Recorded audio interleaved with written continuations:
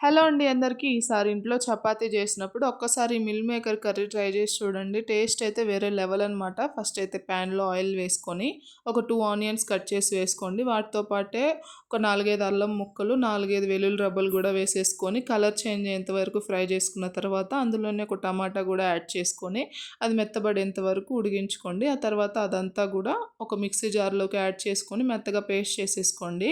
ఆ ప్యాన్‌లోనే కొంచెం ఆయిల్ వేసుకొని జీలకర్ర, కట్ చేసిన పచ్చిమిర్చి వేసిన తర్వాత మనం ఆల్రెడీ మిక్స్ చేసి పెట్టుకున్న పేస్ట్ కూడా యాడ్ చేసేసుకొని దాన్ని కొంచెం ఆయిల్‌లో ఫ్రై అవ్వనివ్వాలి. అది ఆయిల్‌లో ఫ్రై అయ్యి పచ్చివాసన పోయిన తర్వాత అందులోనే కొంచెం సాల్ట్, గరం మసాలా, కారం, ధనియాల పొడి కూడా వేసేసుకొని కర్రీలో కొంచెం కలిసేంత వరకు కలుపుకున్న తర్వాత మిల్ మేకర్‌ని ఆల్రెడీ నేను ఇక్కడ హాట్ వాటర్‌లో బాయిల్ చేసి పెట్టుకున్నాను. అవి కూడా యాడ్ చేసేసుకొని లాస్ట్‌లో కొత్తిమీర వేసుకొని చపాతీతో తింటే చాలా బాగుంటుంది. ఛానల్‌ని సబ్స్క్రైబ్ చేసుకోండి.